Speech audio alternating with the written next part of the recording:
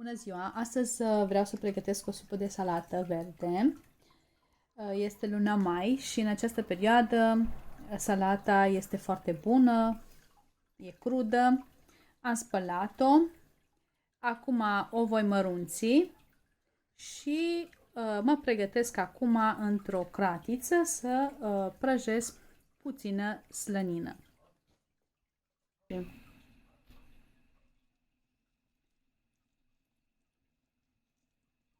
Tai bucățele mici de slănină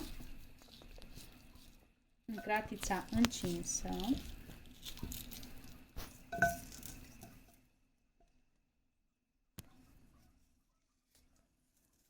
Și le voi lăsa să se prăjească. Bucățile de slănină s-au prăjit puțin. Le mai lăsăm cam un minut, două și pe urmă putem să punem puțină făină. Adăugăm 2-3 linguri de făină, chiar 3. Amestecăm.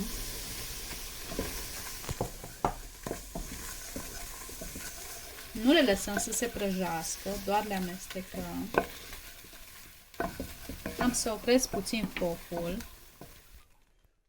Adăugăm și puțină boia, cam o linguriță. Și amestecăm.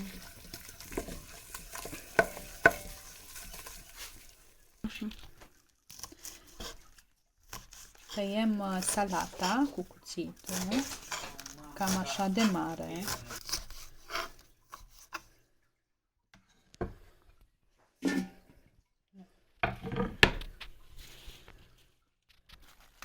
Aranjăm frunzele de salată în așa fel ca să le putem tăia cu cuțitul. Nu foarte mici. Se pot și mai mici, dar noi așa le folosim. Am amestecat și boiaua. Acum am pornit din nou focul și adaug salata tăiată. Se poate cumpăra salata, am văzut, dar salata tăiată eu o tai singură pentru că e din grădină. Adaug pe rând și amestec cu slănina, făina și boiaua. Le tot amestec ușor până pun toată salata. Hai, acum. Am amestecat, dar nu se amestecă foarte ușor. Adaug acum iaurtul.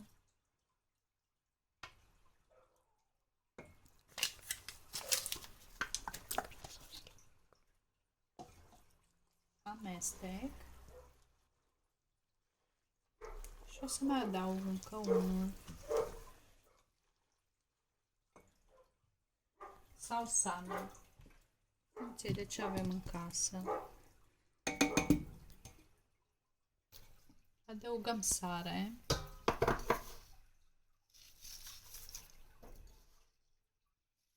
Amestecăm. Apoi punem o cană de apă. Am adăugat iaurtul cam într-o cantitate de 800-900 grame la o oală de 8 litri și mai adăugăm încă o cană de apă, după care vom lăsa ușor să fiarbă. Salata va scădea și pe rând vom tot adăuga câte o cană de apă până vom umplea oala. A început să fiarbă, mai punem puțină apă și ne pregătim să facem un muștei de usturoi. Acum adaug usturoiul, după ce am oprit focul. Amestec și cu asta supa noastră va fi gata. Se adaugă smântână atunci când se servește. Putem să punem mai puțin iaurt nu neapărat 800 de grame, poate fi și 600 ca să nu fie așa de acră. Asta după gust. Aceasta este ciorba noastră și poftă bună!